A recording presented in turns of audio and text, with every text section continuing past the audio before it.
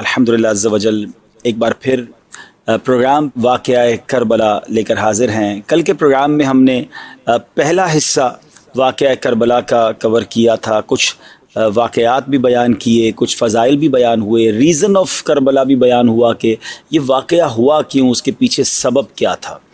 अब हम मरहलावार ये वाक़या बयान करते करते वहाँ पहुँचे थे कि इमाम हज़रत मुस्लिम बिन अकील रदी अल्लाह तआला अन्हु जब कूफ़ा पहुँचे थे तो आपका इस्तकबाल भी हुआ, आपने ख़त भी लिख दिया इमाम हुसैन को, मगर कूफ़े वालों ने आपके साथ बेवफ़ाई की। और जब नमाज मगरिब की जमात आपने की तो पहले सुबह तो 40,000 थे, नमाज मगरिब में 500 नमाजी रह गए थे, और आपने जब नमाज़ पढ़ाई और सलाम फेरा तो अब सिर्फ़ इमाम मुस्लिम बिन अकील ही मौजूद थे। आपके दो साहबजादे तो थे, बाकी कोई बंदा साथ नहीं था। कूफ़े वालों ने बड़ी बेवफ़ाई की थी और इमाम मुस्लिम बिन अकील अब तन्हा थे कि जाएं कहाँ, बच्चे भी हैं। और आप फरमाते कि मुझे अपने से ज़्यादा गम इस बात का था कि मेरे ख़त पर इमाम हुसैन अब सफ़र शुरू कर देंगे और उनको कोई ख़बर दे दे कि कूफ़े वालों ने मेरे साथ बेवफ़ाई कर दी है। अब वो ये सोच रहे थे कि जब मेरे ये हाल किया है, मेरे साथ देने के लिए कोई तैयार नहीं है, तो जब इमाम हुसैन आएंगे तो उनके साथ मामलात क्या होंगे। तो नाज़रीन, अब ये दिल खराश दास्तान इस तरह आगे बढ़ती है कि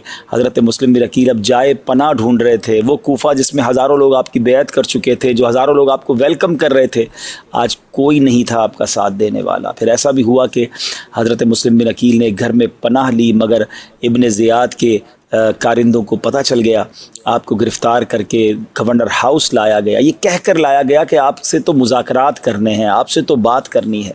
मगर जब आप गवर्नर हाउस की इमारत में दाखिल होते हैं तो उन ज़ालिमों ने पहले से ही दरवाज़े के दोनों तरफ तीर अंदाज और तलवार वाले लोग रखे हुए थे, और जैसे हज़रत मुस्लिम बिन अकील अंदर दाखिल हुए तो बिला किसी गुफ्तगू के आप पर हमला किया गया, आपको शहीद कर दिया गया। दोनों साहबजादों ने अपनी आंखों के सामने अपने शफीक वालिद के सर को कटते देखा। जिस तरह का खौफ उन पर तारी हुआ होगा वो हमारी इमेजिनेशन से भी ज़्यादा है। मगर उन ज़ालिमों को इन बच्चों पर भी कोई यूँ समझिए तरस ना आया, रहम ना आया। हज़रत मुस्लिम बिन अकील के बच्चों को भी शहीद कर दिया गया, और जिस हानी बिन उर्वा के घर पे आपने पनाह ली थी उनको भी कत्ल कर दिया गया। और उसके बाद शहीदों के सरों को नेज़ों पर चढ़ाकर कूफ़े की गलियों में घुमाया गया। बेहयाई के साथ, संगदिली के साथ कूफ़े के लोगों ने मेहमान कुशी का गोया अमली तौर पर ऐलान किया। अब ये सब कुछ जो हो रहा है, ये 3 ज़िलहिज्जतुल हराम है। एग्जैक्टली ये वही दिन है जिस दिन इमाम आली मकाम, इमाम अर्श मकाम मक्का पाक से रवाना हो रहे हैं, जिस दिन हज़रत मुस्लिम बिन अकील की शहादत हो रही है। अल्लाह की कुदरत का नज़ारा देखें कि एग्जैक्टली ये वही दिन था कि हज़रत इमाम हुसैन रदी अल्लाह तआला अपने काफ़िले वालों के साथ मक्के से रवाना हो रहे हैं। और वहाँ जब मक्के से रवाना हो रहे हैं तो अलविदाई तवाफ़ होता है। ख़ानदान अहले बैत के लोग, ख़ानदान मुस्तफ़ा सल्लल्लाहु अलैहि वसल्लम के लोग अलविदाई तवाफ़ करते हैं। आहें हैं, सिसकियाँ हैं, काबे के ग़िलाफ़ से लिपट लिपट कर आंसू बहाए जा रहे हैं।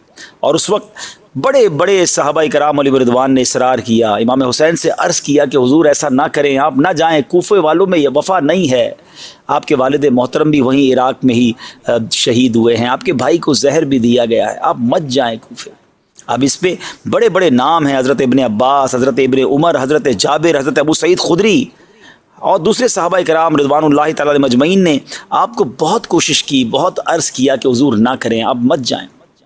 मगर इमाम हुसैन की भी बात बड़ी वैलिड थी कि आपने कहा कि पहले तो कूफ़े के लोगों ने मुझे ख़त लिखे हैं, और एक दो नहीं सैकड़ों लेटर आए हैं, तो और वो चाहते हैं कि वो मेरे हाथ में बैत करें। और फिर मैंने इस बात को कन्फर्मेशन करने के लिए इमाम हज़रत मुस्लिम बिन अकील को भेजा। वो वहाँ गए, वहाँ हज़ारों लोगों ने उनके हाथ में बैत कर ली है, उनका मकतूब मुझे मिल चुका है कि हज़रत तशरीफ़ लाइए, एवरीथिंग इज़ क्लियर, सब बेहतर है। तो फिर मेरा ना जाना क्या है? यानी मैं उन लोगों का साथ ना दूं जो मुझे बुलाना चाहते हैं।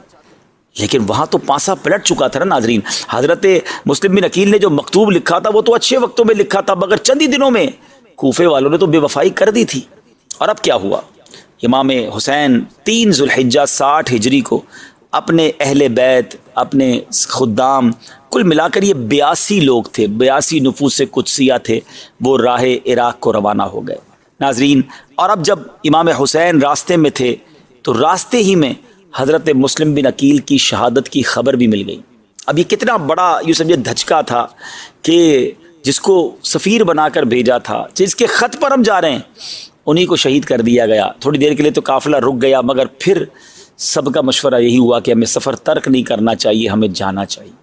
دراصل تقدیر کا جو لکھا تھا وہ ہونا تھا، آپ کے مقدر میں جو فیصلہ تھا وہ پورا، رب کی وہ جو کہتے ہیں مشیت جو ہے وہ پوری ہونی تھی. تو امام حسین نے وہ سفر اختیار کیا.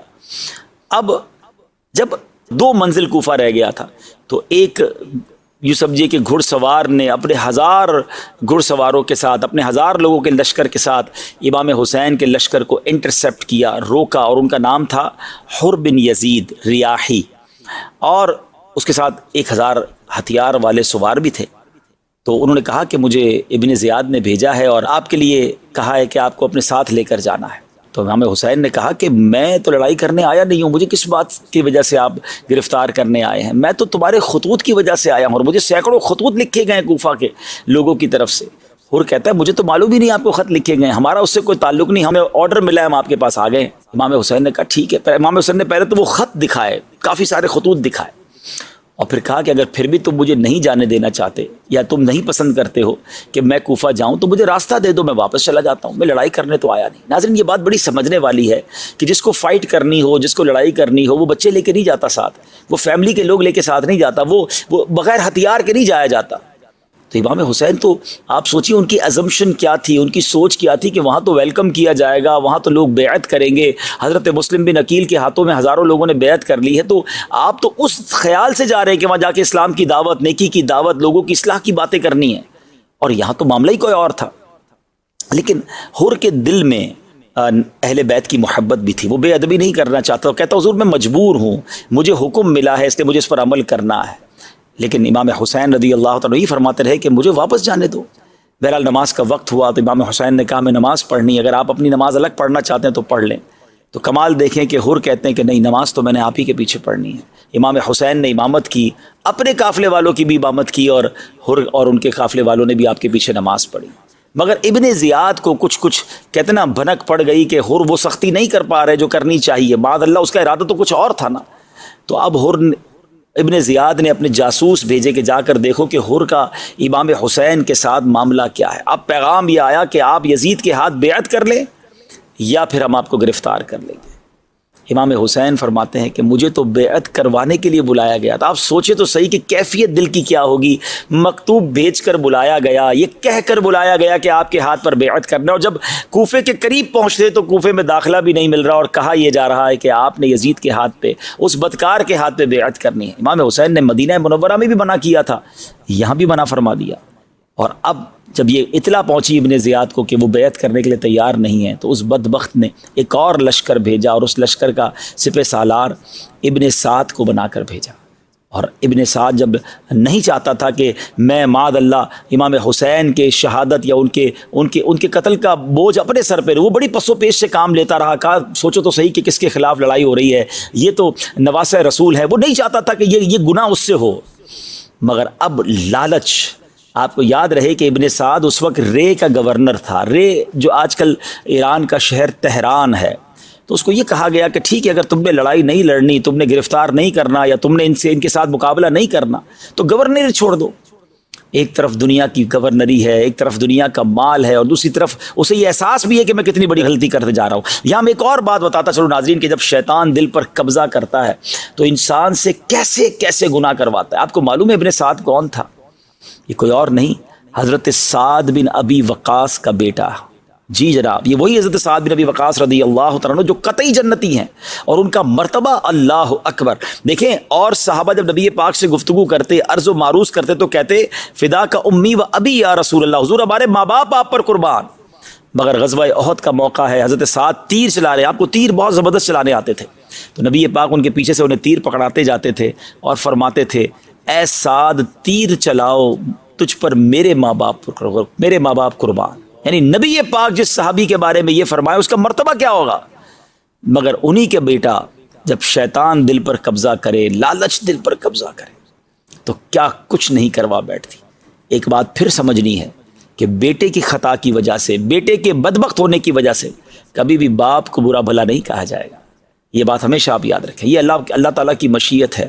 کبھی کسی ولی کے یہاں ڈاکو پیدا ہو جاتا ہے اور کسی ڈاکو کے یہاں ولی بھی پیدا ہو سکتا ہے. تو ہمیں کبھی یقیناً والد تو کوشش ہی کر سکتا ہے نا، مگر ہدایت اللہ کی طرف سے، جس کے نصیب میں بدبختی لکھی ہے بدبختی آ جاتی ہے۔ تو بہرحال ذرا غور کیجئے ناظرین، 22,000 کا لشکر جمع ہو گیا، اور یہ ایسا لشکر ہے، یہ عجیب و غریب، دنیا نے کبھی ایسا منظر نہیں دیکھا ہوگا کہ 82 لوگوں کے مقابلے کے لیے 22,000 کا لشکر بھیجا جائے۔ اصل میں یہ جانتے تھے کہ یہ شیر خدا کی اولاد ہے، یہ آل رسول ہیں، یہ اہل بیت ہیں، ان کی رگوں میں اسد اللہ شیر خدا مولا علی کا خون دوڑ رہا ہے، ان سے مقابلہ آسان نہیں ہے۔ 22,000 کا لشکر ہے، اور ان ظالموں نے ایک اور کام کیا کیا ناظرین، کہ وہاں فرات نہر قریب ہی تھی، ادھر پانی بند کر دیا، خاندان نبوت کے لوگوں کو پانی بھی نہیں پینے دیا گیا ہے۔ اور آپ یعنی ذرا سوچے کہ پانی قریب ہو اور پانی نہ پینے دیا جائے، یہ بات بہت زیادہ جلدی سمجھ سکتا ہے جو کبھی 1-2 دن فاقے سے رہا ہو۔ 3 دن کے بھوکے پیاسے ہیں، جس میں خواتین بھی ہیں، بچے بھی ہیں، تاکہ ان کے اندر نکاہت آ جائے، ان کی جو قوت ہے وہ تھوڑی ویک ہو جائے، ان سے لڑائی کرنا آسان ہو جائے۔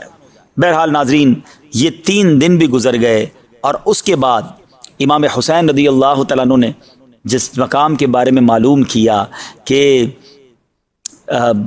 یہ مقام کون سا ہے، تو بتایا گیا کہ یہ تو کربلا کا مقام ہے۔ یہ محرم کی اب 2 تاریخ ہو چکی تھی، تو امام حسین واقف تھے کہ آپ کی شہادت کا مقام کربلا ہی ہے، جہاں اہل بیت کو راہ حق میں اپنے خون کی ندیاں بہانی ہوں گی۔ اب اس دن امام حسین کو نبی پاک علیہ الصلوۃ والسلام کی زیارت نصیب ہوتی ہے، اور پیارے آقا علیہ الصلوۃ والسلام نے آپ کو شہادت کی خبر بھی دی، اور آپ کے سینہ مبارک پر اپنا دست اقدس رکھ کر دعا فرمائی، اللہم اعط الحسین صبرا و اجرا۔ عجیب وقت ہے ناظرین کہ سلطان الدارین کے نور نظر کو صدہا تمناؤں سے مہمان بنا کر بلایا گیا، عرضیوں اور درخواستوں کی لائن لگا دی گئی، اور جب اہل کوفہ راتوں کو اپنے مکانوں میں امام کی آمد کی تشریف آوری کے خواب دیکھتے تھے، جماعتیں مدتوں تک صبح سے شام ان کے انتظار میں کھڑی رہیں، لیکن جب وہ کریم مہمان اپنے کرم سے ان کی زمین میں تشریف لاتے ہیں تو کوفیوں کا لشکر ان کا سامنا کرتا ہے، نہ شہر میں داخل ہونے دیتا ہے، نہ وطن واپس جانے دیتا ہے۔ اللہ اکبر۔ اب میرے پیارے اسلامی بھائیوں، امام حسین رضی اللہ تعالیٰ عنہ اور ان کے جو ساتھی ہیں وہ 3 دن کے بھوکے پیاسے ہیں۔ اب یہاں میں ایک اور بات ناظرین آپ کے سامنے رکھنا چاہتا ہوں۔ ابھی آپ نے سنا کہ ابن سعد صحابی رسول کا بیٹا ہے، مگر سامنے گورنری کا لالچ ہے۔ یہ یزیدیوں نے، یہ ابن زیاد کے لشکر والوں نے اتنا بڑا ظلم کر کیسے لیا؟ آپ کو معلوم ہے امام حسین نے جب یہ مقابلہ ہوا نا، تو اس وقت امام حسین نے باقاعدہ خطبہ دیا۔ جی ہاں، جب 10 محرم کا دن آ گیا تو امام حسین نے جب دیکھا کہ اب یہ مان نہیں رہے، تو امام حسین نے اپنے اس خیموں کے گرد جہاں خواتین تھی خندق کھدوائی اور آگ جلوا دی، تاکہ خیمے کے لوگ جو ہے وہ سیکیور رہیں، عورتوں پر اور بچوں پر حملہ نہ ہو جائے۔ اب امام حسین نے جمعہ کی صبح فجر کی نماز ادا کی، آخری نماز گویا با جماعت ادا کی، بڑی رکت انگیز دعائیں ہوئیں، اور اس کے بعد امام صاحب خیمے سے باہر تشریف لائے۔ 3 دن کے بھوکے پیاسے ہیں، اور اب امام حسین نے اس گرم ریت پر ایک خطبہ فرمایا۔ ناظرین، یہ تاریخی خطبہ ہے، یعنی امام حسین رضی اللہ تعالیٰ عنہ نے اتمام حجت کے سارے کام کیے۔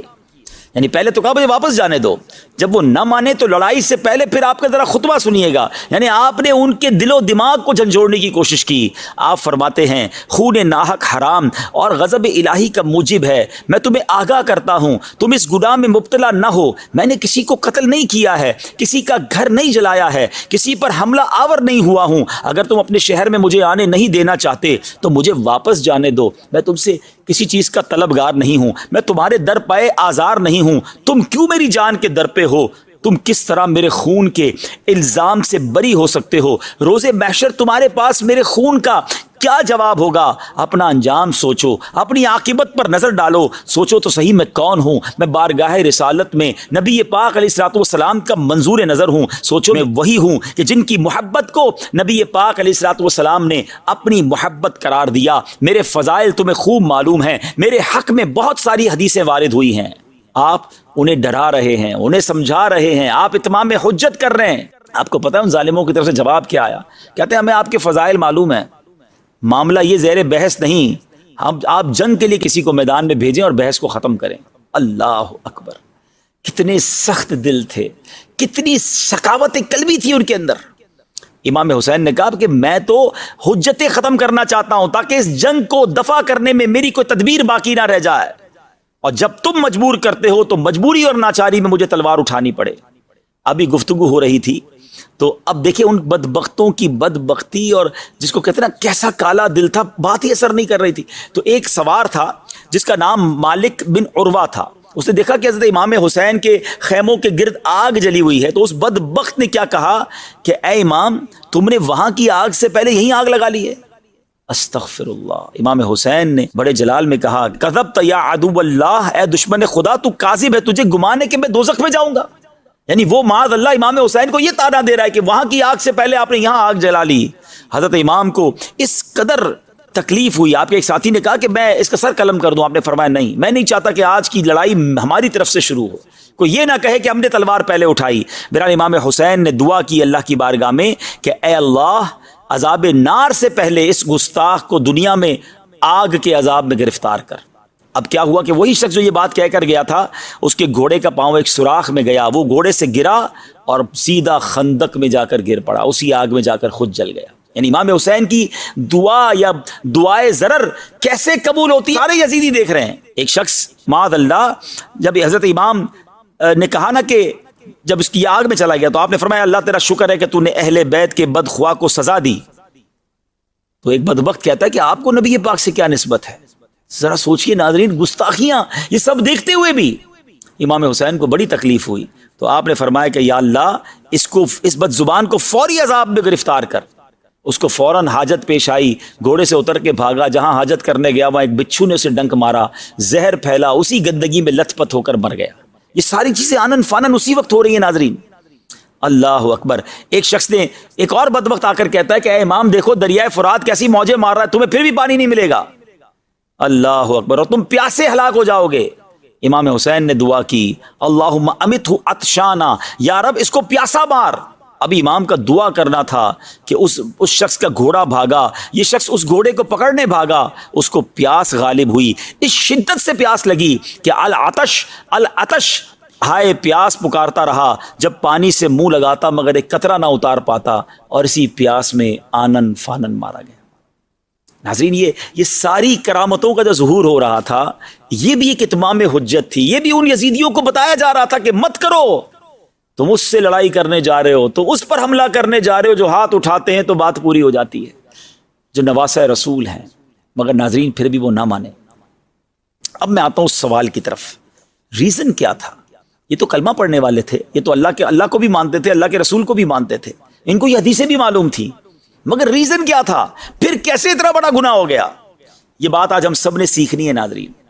بات یہ ہے کہ جب شیطان دل پر حاوی ہو جاتا ہے نا، جب لالچ انسان پر قابو پا جاتی ہے، تو پھر انسان ایسے گناہ کرتا ہے کہ دنیا حیران ہو جاتی ہے. آج بھی ہم حیران ہیں کہ یزیدیوں کو سمجھ نہ آئی کر کیا رہے ہیں، کہ اللہ کو جواب کیا دیں گے، اللہ کے حبیب کو کیا جواب دیں گے. ساری دنیا لعنت کرے گی ان پر، لیکن نہیں آئی نا سمجھ. اچھا یہ ایسا نہیں ہے کہ صرف اس زمانے میں ایسے گناہ ہوئے، کہ آج کے زمانے میں آپ گناہ نہیں سنتے، جرائم نہیں آتے سامنے. 5 سال کے بچے کے ساتھ، 2-3 سال کی بچی کے ساتھ ہیں فلاں واقعہ تو فلاں واقعہ، کسی نے کسی کے ہاتھ کاٹ دیے، ڈرل کر دیا، لوگ اپنی ماں کا قتل کر دیتے ہیں، اپنے والد کو مار دیتے ہیں. مطلب کبھی کبھی یہ واقعات سن کر جھرجھری آ جاتی ہے کہ کیا کوئی انسان بھی یہ کر سکتا ہے؟ لیکن ہو رہا ہے نا. اس کا مطلب کیا ہے کہ ایک لمٹ ہے ہماری. جب اس لمٹ کو بندہ کراس کرتا ہے نا، اور شیطانی کاموں میں اتنا انوالو ہو جاتا ہے، لالچ اتنا غلبہ پا جاتی ہے، کہ پھر انسان کی آنکھوں پر پردہ آ جاتا ہے. پھر وہ گناہ کرتا ہے، وہ جرم کرتا ہے، جو رہتی دنیا حیران ہو جاتی ہے کہ کوئی کیا انسان بھی اتنا سخت دل ہو سکتا ہے. آئیے میں آپ کو حدیث سناتا ہوں، بات ذرا اور کلیئر ہو جائے گی. پیارے آقا مدینے والے مصطفیٰ صلی اللہ تعالی وسلم فرماتے ہیں، اور یہ ترمذی کی حدیث ہے، 2 بھوکے بھیڑیے بکریوں میں چھوڑ دیے جائیں، وہ اتنا نقصان نہیں پہنچاتے جتنا کہ مال و مرتبے کا لالچ انسان کے دین کو نقصان پہنچاتا ہے. اب سوچیں 2 بھوکے بھیڑی ہوں بکریوں میں چھوڑ دیں، چیر پھاڑ کر رکھ دیں گے نا. وہ اتنی چیر پھاڑ نہیں کرتے جتنا ہمارا دین برباد ہو سکتا ہے اگر دل میں لالچ ہے، مال کی، دنیا کی، مرتبے کی. آج کس کو نہیں ہے لالچ؟ یہ مال ہی کی لالچ میں تو ملاوٹ ہو رہی ہے نا، دوائیوں میں ملاوٹ. بندے کو یہ احساس نہیں کہ بندہ مر جائے گا دوائی کھا کر، کہتا مر جائے مجھے پیسے چاہیے. مگر یہ پیسے کدھر جائیں گے، کدھر لے جاؤ گے؟ جو ملاوٹ کر کے، ظلم کر کے، ڈکیتیاں ڈال کر، چوری کر کے بیچارہ بندہ تنخواہ لے کے نکلتا ہے، لوگ اس کی تنخواہ چھین کے چلے جاتے. پتہ نہیں کہ وہ پورا مہینہ کتنی بددعائیں دے گا، اس کا حال کیسے گزرے گا. یہ پیسے کیا کرو گے؟ کیسے کھاؤ گے ان پیسوں کو؟ یہ ظلم کرنے والا نہیں سوچتا جو زمینوں پر قبضہ کر لیتے ہیں، کسی کا مال دبا لیتے ہیں، کسی کا جناب کسی کی چیز ہتھیا لیتے ہیں اور کہتے ہیں میرا کوئی کچھ نہیں بگاڑ سکتا. تمہاری بھول ہے. ہاں یہ یزید بھی یہی کہتا تھا نا.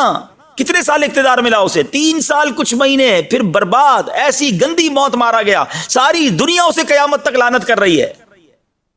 تو یہ کیا ہے؟ یہ لالچ اور یہ حرام کی چیزیں کام نہیں آتی. خدا را ڈریے اس چیز سے اور اپنے آپ پر سیٹسفائی نہ رہیں کہ میں بڑا نیک، میں بڑا پارسا. ارے بھائی یہ بری صحبتیں، یہ گناہوں کی عادتیں، یہ چھوٹے چھوٹے ہی گناہ بندے کو بڑے گناہ کی طرف لے جاتے ہیں. یہ دل کالا ہوتا جاتا ہے. ایک اور آپ روایت سنیے کہ حضرت سیدنا حسن بصری سے روایت ہے کہ حب الدنیا رأس کل خطیئۃ، یعنی دنیا کی محبت ہر برائی کی جڑ ہے. یہ شراب ہے نا، شراب، یہ ام الخبائث اسے کہا گیا. یہ ایک شراب بندہ پیے، پھر اس کو نہ ماں کا پتہ نہ بہن کا پتہ. بڑے بڑے گناہ لوگ شراب پی کے کر جاتے ہیں. اب تو پتہ نہیں طرح طرح کے نشے آ گئے.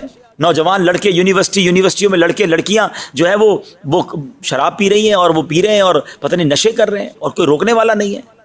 اور وہ سمجھتے ہیں کہ کچھ نہیں ہوتا، تھوڑا سا ہی ہے دوائی. اب تو نئی نئی باتیں شروع ہو گئی جناب. یہ تو ایک طرح سے جڑی بوٹی ہے، یہ تو جناب تھوڑی سی میڈیسن ہے. کس نے کہہ دیا یہ نشہ ہے؟ ارے جناب اسی سے تو لوگ آگے بڑھتے بڑھتے پھر ہمیں گندی نالیوں پہ گرے ہوئے نظر آتے ہیں، اپنا جسم بیچتے ہوئے نظر آتے ہیں، اپنے بڑے بڑے گناہ کرتے نظر آتے ہیں. اب تو کیا کچھ انٹرنیٹ پر ڈارک ویب سائٹ اور پتہ نہیں کیا کیا ہم سن رہے ہیں. یہ سب کیا ہو رہا ہے؟ یہ سب شیطان نے ان کے دل مٹھی میں لیے ہوئے ہیں. ان سے وہ جرائم کروا رہے ہیں جو ہمارے تصور بھی نہیں ہم کر سکتے. ہم زبان سے اس کو بیان بھی نہیں کر سکتے. ہم کہتے ہیں یزیدیوں نے کیا، یقیناً بہت غلط کیا، برباد ہو گئے وہ لوگ، ہو بھی چکے اور آئندہ بھی ہوں گے. مگر آج کون سا کام ٹھیک ہو رہا ہے؟ آج بھی تو یزیدی طریقے پر لائف گزر رہی ہے. آج بھی تو شیطان کی باتیں مانی جا رہی ہیں. خدا را اپنے آپ کو بچائیے، اچھی صحبتیں اپنائیے، صحابہ اور اہل بیت کی محبت کی باتیں کیجیے. آج ہمیں اپنے صحابہ، اپنے اہل بیت بزرگوں سے، اللہ والوں سے دور کرنے کی سازش کی جا رہی ہے. طرح طرح کے لوگ آ گئے جناب دین کی انٹرپریٹیشن کرنے، اور وہ چاہتے ہیں کہ کسی طرح ہماری اساس ہی ختم ہو جائے، ہمارا لنک ختم ہو جائے. پہلے صحابہ وہ اصل میں اللہ رسول کے خلاف بات کر نہیں پاتے، تو وہ کہتے ہیں صحابہ کے خلاف بات کرو، اولیاء کے خلاف بات کرو، اہل بیت کے خلاف بات کرو، تاکہ یہ لوگ ان سے محبت نہ کریں اور آخرکار پھر اللہ رسول کو بھی چھوڑ دیں گے. یہ ہم سے ہمارا دین چھڑوانے آئے ہیں، یہ کسی ایجنڈے پر آئے. سمجھیں بات کو، ان سازشوں کو سمجھیں. اور میرے اعلیٰ حضرت امام اہل سنت نے تو 100 سال پہلے سمجھا دیا تھا کہ سونا جنگل، رات اندھیری، چھائی بدلی کالی ہے، سونے والو جاگتے رہیے، چوروں کی رکھوالی ہے. یہ رکھوالی کرنے والے ہی چور ہیں. آنکھ سے کاجل صاف چرا لیں یا وہ چور بلا کے ہیں، تیری گٹھڑی تاکی ہے اور تو نے نیند نکالی. بہرحال اللہ کرے کہ ہم سمجھ جائیں اور ان بری صحبتوں سے بچیں. اور یزیدیوں نے یہ جو بڑا جرم کیا اس کی وجہ کو سمجھیں. یہ کلمہ پڑھنے والے مسلمان کہلانے والے تھے، مگر پیسے کے لالچ نے، اقتدار کے لالچ نے، ہوس دنیا کی لالچ نے ان سے وہ کروا دیا جو عقل بھی کام نہیں کرتی. ہم بھی کبھی زندگی میں کوئی ایسا گناہ نہ کر جائیں، کوئی ایسی خطا نہ کر جائیں کہ نہ ہم منہ دکھانے جیسے رہیں، نہ ہمارے گھر والے منہ دکھانے جیسے رہیں، نہ ہمارا خاندان منہ دکھانے جیسا رہے. پوری امت کی بدنامی ہوتی ہے بعض اوقات کبھی ایسا کام کوئی کر جاتا ہے.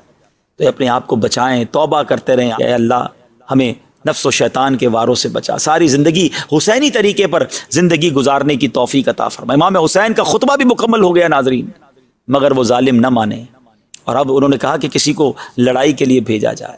مگر اب ایک عجب واقعہ ہوتا ہے کہ آس پاس کے گاؤں کے لوگوں کو پتہ چل گیا تھا کہ اہل بیت کے لوگ آئے ہیں.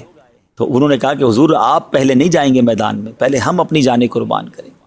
کتابوں میں آتا ہے کہ 50 کے قریب لوگ جو ہیں وہ پہلے باری باری جاتے رہے مقابلہ کرنے اور وہ شہید ہوتے چلے گئے. اور اس کے بعد ایسی بہت سارے واقعات ہیں، مگر ایک واقعہ میں چاہتا ہوں کہ مختصراً آپ کو سناؤں کہ اس پورے معاملے میں ایک عجیب اور یوں سمجھیے کہ حسینی دولہا بھی ہے کہ جس کا واقعہ بھی بڑا کمال کا ہے. ان کا نام تھا سیدنا وہب بن عبداللہ کلبی رحمۃ اللہ تعالیٰ علیہ. وہ آتے ہیں کہ وہ ایک بڑے خوبرو نوجوان تھے اور ابھی ان کی شادی جو ہے وہ بالکل 17 روز ہی ہوئے تھے. ماں بیوہ تھی اور جب ماں اس کربلا جہاں یہ واقعہ ہو رہا تھا کربلا کا مارکا اس کے قریب ہی ان کا گاؤں تھا. ان کی ماں رونے لگی. بیٹا کہتا ہے ماں میں تو آپ کی بڑی خدمت کرتا ہوں، کیا میرے سے کوئی گستاخی ہو گئی ہے؟ تو ماں کہتی نہیں بیٹا گستاخی تو نہیں ہوئی، مگر قریب ہی مجھے پتہ چلا ہے کہ نبی پاک علیہ السلام کے جگر کے ٹکڑے، نواسہ رسول، بی بی فاطمہ کی آنکھوں کے تارے، امام حسین ان کے قافلے والوں کے ساتھ موجود ہیں، یزیدی لشکر سامنے ہے اور ان کا امتحان جاری ہے، بیٹا میرا سب کچھ تو ہی ہے، میں نے ساری زندگی کی امیدیں تجھی سے وابستہ کی ہیں، مگر بیٹا آج وقت آیا ہے، میں چاہتی ہوں کہ میرا بیٹا جو ہے وہ امام حسین کے قدموں پر قربان ہو جائے، بیٹا جا کر ان کا ساتھ دے دے اور جنت کے یہ سمجھے خزانوں کو حاصل کر لے۔ مگر بیٹا مجھے یہ بھی لگتا ہے کہ تیری تو ابھی نئی نئی شادی ہوئی ہے۔ سبحان اللہ، بیٹا بھی کیسا کہتا ہے، ماں یہ تم نے کیسے سوچ لیا کہ میں اپنی زندگی اور اپنی جوانی کا خیال کروں گا؟ اس سے بڑی میرے لیے کیا سعادت ہوگی کہ میری جان اہل بیت کے قدموں پر قربان ہو جائے، مگر ماں مجھے تھوڑا سا موقع دے دے، میری زوجہ نئی میری بیوی بنی ہے اور میں چاہتا ہوں کہ اس سے کچھ باتیں کر لوں۔ تو ماں کہتی بیٹا تو اس کی طرف جائے گا، اس کی باتیں سنے گا، عورت تو ناقص العقل ہوتی ہے، وہ شاید تجھے تیرے ارادے کو چینج کر دے۔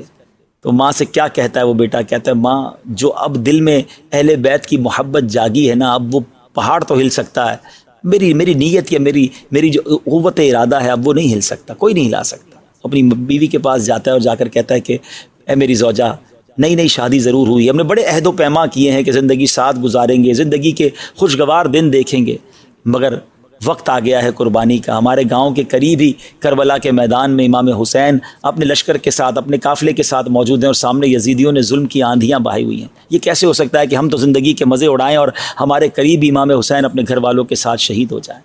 تو میں نے ارادہ کیا ہے کہ اس سے پہلے کہ امام حسین اور ان کے قافلے والوں کے لیے کوئی تلوار اٹھے، میں جاؤں اور اپنی جان ان کے قدموں پہ پہلے میں قربان کروں۔ تو تم بس اپنی زندگی گزار لینا اور مجھے اجازت دے دو۔ بیوی بھی بڑی فرما بردار ہے، کہتی ابھی تو شادی ہوئی ہے اور ابھی سے آپ نے حوروں کے پاس جانے کا ارادہ کر لیا ہے، میں نے تو سنا ہے کہ شہید ہوتے ہی وہ فوراً جنت میں پہنچ جاتے ہیں، تو ایک وعدہ کیجئے کہ آپ جب وہاں پہنچ جائیں تو میرے لیے بھی ایسی کوئی صورت بنائیے گا کہ میں بھی آپ کے قدموں میں جنت میں حاضر ہو جاؤں۔ یہ نوجوان اپنی والدہ کو لے کر، اپنی بیوی کو لے کر امام حسین کے قدموں میں آتے ہیں اور امام حسین سے کہتے ہیں حضور یہ میری ماں ہے، بیوہ ہے، میں اس کا ایک ہی بیٹا ہوں اور یہ میری 17 دن کی پرانی بیوی ہے اور ہمارا بڑا پیار ہے آپس میں، مگر آج میں نے نیت کر لی ہے کہ میں آپ کے قدموں میں قربان ہو جاؤں، میں آپ کی طرف سے پہلے میں لڑائی میں حصہ لوں، مگر حضور ایک وعدہ چاہتا ہوں کہ اگر مجھے جنت مل جائے تو میں جنت میں بھی اپنی اس بیوی کو اپنے ساتھ رکھنا چاہتا ہوں، وہاں بھی آپ کے خاندان کی کنیزوں میں اس کو شامل فرما لیجئے۔ امام حسین نے بڑی دعاؤں سے نوازا، ماں بھی بیٹھی ہے، بیوی بھی بیٹھی ہے اور اس کے سامنے وہ نوجوان امام حسین کے قدم چوم کر تلوار ہاتھ میں لیے یزیدیوں کی طرف چل پڑتا ہے۔ کیسا منظر ہوگا ناظرین! اور اس نوجوان نے جو کمال شجاعت دکھائی، نہ جانے کتنے یزیدیوں کو واصل جہنم کیا اور آخرکار لڑتے وہ نوجوان شہید ہوا۔ ان یزیدیوں نے اس کا جو سر ہے وہ اچھال دیا امام حسین کے لشکر کی طرف، بیوی نے اپنی گود میں لیا، اپنے شوہر کے ماتھے کو چوما اور تھوڑی دیر بعد دیکھا گیا تو اس زوجہ کی بھی روح جو ہے اپنے شوہر پر قربان ہو چکی تھی۔ ناظرین یہ ہیں قربانیاں جو اس حسینی لشکر کے ساتھ وہاں کے رہنے والوں نے دی، اہل بیت کے غلاموں نے دی، کہ کیسے ہو سکتا ہے کہ خاندان نبوت پر کوئی زخم آئے، پہلے ہماری جانیں حاضر ہیں، ہمارے سینے حاضر ہیں۔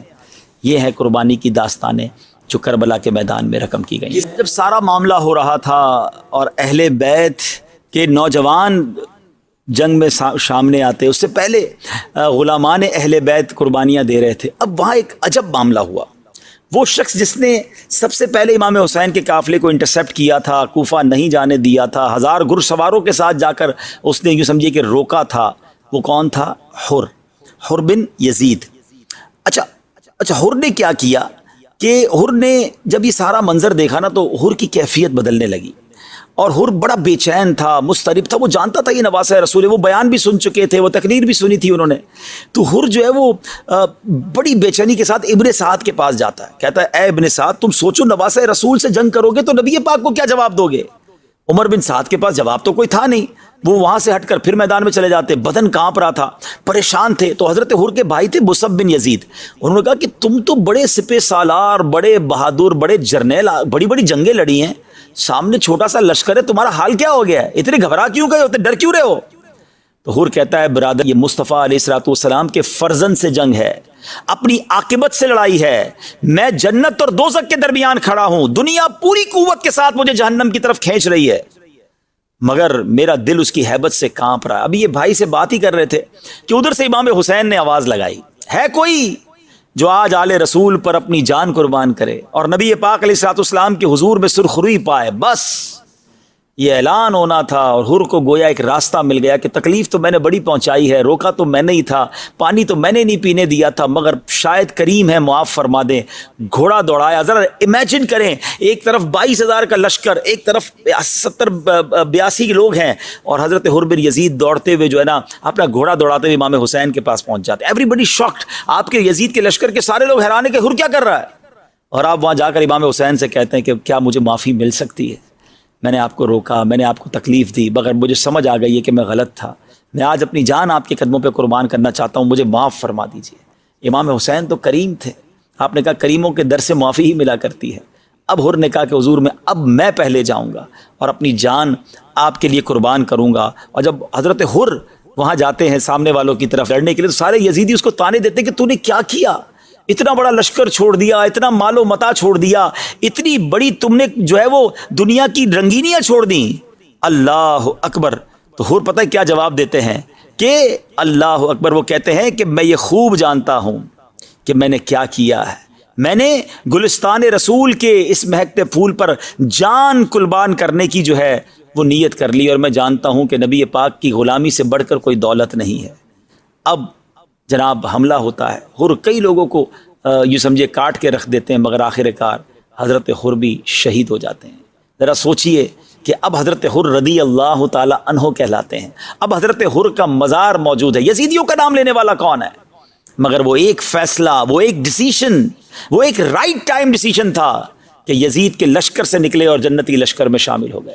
شاعر کہتے ہیں نا، یہ نعرہ حر کا تھا جس وقت فوج شام سے نکلا، کہ دیکھو یوں نکلتے ہیں جہنم سے خداوند۔ ناظرین، یہاں میں ایک بات کرنا چاہوں گا، حضرت حر نے ہاتھ پیر کانپ رہے تھے، گھبراہٹ تھی، جنت بھی ہے سامنے، دوزخ بھی ہے، دوزخ کے ساتھ پیسہ بہت تھا، حرام کے ساتھ بڑا اقتدار بھی تھا، بہت مزے بھی تھے لائف کے، سامنے شہادت تھی، انہیں پتا تھا کہ میں بچوں گا نہیں، میں اگر سامنے چلا گیا امام حسین کی طرف گیا تو وہاں شہادت ہی ہے، مگر انہیں پتا تھا کہ یہاں جی گیا تو مر جاؤں گا، وہاں مر گیا تو جی جاؤں گا، یہاں بچ گیا تو مارا جاؤں گا قیامت کے دن، وہاں اگر مارا گیا تو قیامت کے دن بچ جاؤں گا۔ یہ ڈیسیشن لیا انہوں نے، اور کیسا ڈیسیشن لیا کہ آج ساری دنیا ان کے گن گاتی ہے۔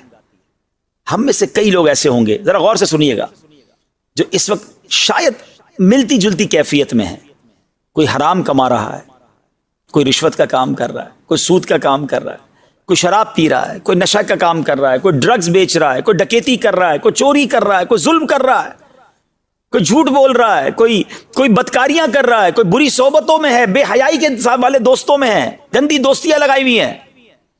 کبھی کبھی دل میں خیال آتا ہے، مسلمان تو ہے نا یار، چھوڑ دیتا ہوں، غلط ہے، اللہ کی طرف چلتا ہوں۔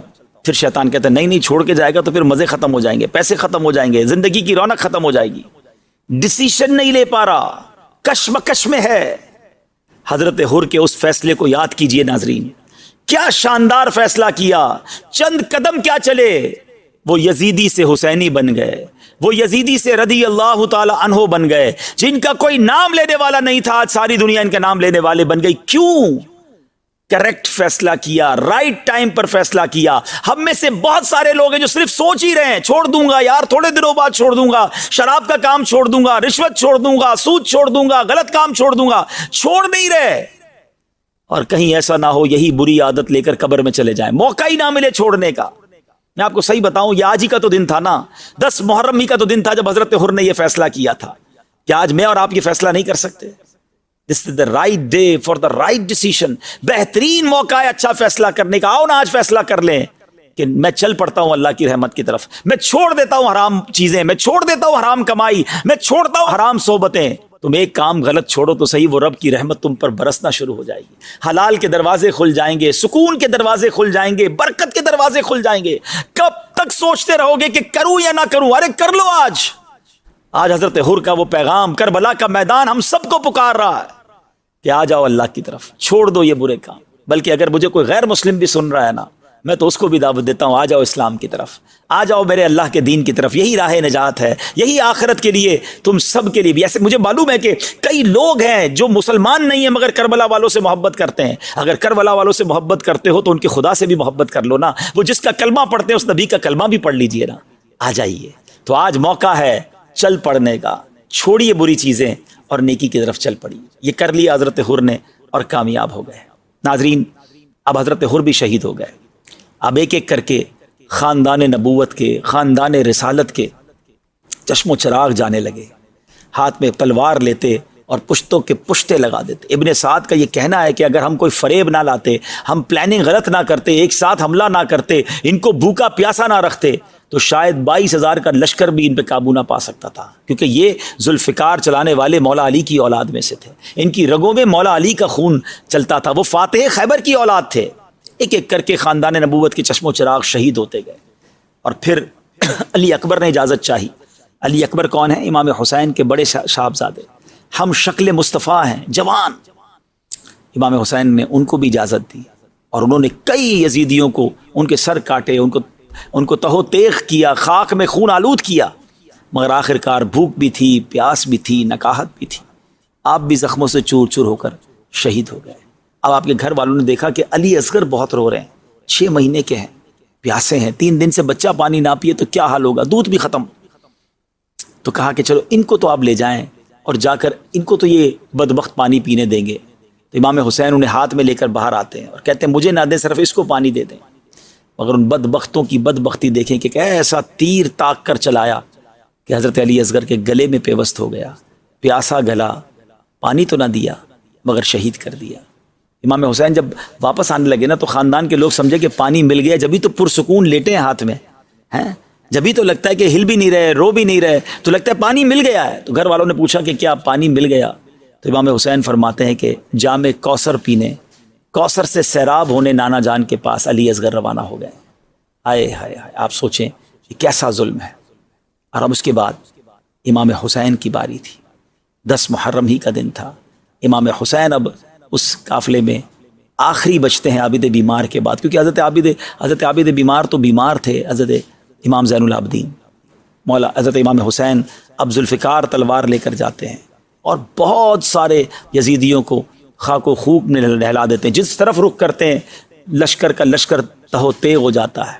مگر آخر کار آپ بھی پیاسے تھے، کئی دنوں کے پیاسے تھے، زخموں سے چور چور ہو کر آپ بھی شہید ہو جاتے ہیں. ان ظالموں کو اس پر بھی بس نہیں ہوتی، آپ کا سر انور تن سے جدا کر کے وہ ظالم نیزے پر اٹھاتے ہیں. مگر ناظرین جب ان کا سر انور نیزے پر اٹھایا جاتا ہے تو اس وقت بھی آپ کا سر انور تلاوت قرآن کر رہا ہوتا ہے. اللہ اکبر. امام حسین نے کربلا کے میدان میں آپ کے قافلے والوں نے نمازیں بھی ادا کی اور نیزے پر جو سر انور نے تلاوت کی. یہ سب ہمارے لیے میسج ہے. عبادت ہو تو ایسی ہو، تلاوت ہو تو ایسی ہو، سر شبیر تو نیزے پہ بھی قرآن سناتا ہے. اب ذرا سوچیں کہ ہم حسینی بھی کہلائیں، پنجتن کے غلام بھی کہلائیں، نہ ہمیں نماز پڑھنے کا شوق، نہ تلاوت قرآن کا شوق. بتائیں نا یہ کیسی غلامی ہے. امام حسین تلوار کے سایوں میں نماز پڑھیں، ہم اپنے بیڈ روم میں رہیں اور ہماری فجر کی نماز قضا ہو جائے. ہم آفس میں جائیں تو ظہر عصر مغرب قضا ہو جائے. ہم دوستوں میں جائیں تو عشاء قضا ہو جائے. یہ کیسی حسینیت ہے، یہ کیسی پنجتن پاک کی غلامی ہے. ان کا سر انور تو نیزے پہ تلاوت کرے اور ہمیں تلاوت قرآن کرنا ہی نہ ہے. یہ بڑی تعداد ہم میں وہ ہے جو پورا سال قرآن نہیں پڑھتی ہے. نہ کرے ناظرین ایسا. خدا را حسینیت، اگر حسینی واقعی بننا ہے نا تو نماز کے پابند بنے، قرآن کے پابند بنے، ظلم سے دور رہیں. یزیدی ظالم تھے نا، ہم کہتے ہیں ہم ظالم نہیں ہیں. ہم سمجھتے کسی کا قتل کرنا ہی ظلم ہے. ارے کسی کو برا بھلا کہنا بھی تو ظلم ہے، کسی کا دل دکھانا بھی تو ظلم ہے، کسی کا مال دبا لینا بھی تو ظلم ہے، کسی پر روب جمانا بھی تو ظلم ہے. ظلم کی تو بہت ساری قسمیں ہیں نا. امام حسین مظلوم تھے، یزیدی ظالم تھے. ہم مظلوم بن جائیں مگر ظالم نہ بنیں. لوگ کہتے ہیں میں کیسے مظلوم بن جاؤں، مجھ پر ظلم ہوئے میں تو بدلہ لوں گا، میں تو اینٹ کا جواب پتھر سے دوں گا. تو پھر کیسے حسینی ہے؟ ہمارا کام بدلہ لینا نہیں، ہمارا کام معاف کرنا ہے، ہمارا کام درگزر کرنا ہے. ہمیں ہماری وجہ سے کسی مسلمان کو تکلیف نہ پہنچے. تو بہرحال کربلا کا واقعہ آپ نے سنا، بہت کچھ پیغام دیتا ہے یہ کربلا کا میدان. نماز کا پیغام دیتا ہے، صبر کا پیغام دیتا ہے، تلاوت کا پیغام دیتا ہے، لالچ اور دنیا کے اقتدار اور مال کی لالچ سے بچنے کا پیغام دیتا ہے، اللہ کی رضا پر راضی رہنے کا پیغام دیتا ہے. اللہ کرے کہ ان میسیجز کو ہم ریسیو کریں اور اپنی زندگی میں یہ بدلاؤ لائیں. اللہ مجھے بھی عمل کرنے کی توفیق دے، آپ کو بھی توفیق نصیب فرمائے. آخر میں منقبت میں تو پنجتن کا غلام ہوں، اس کے 2 اشعار سن کر ہم اپنے پروگرام کو ختم کرتے ہیں۔ صلو علی الحبیب صلی اللہ تعالی علی محمد۔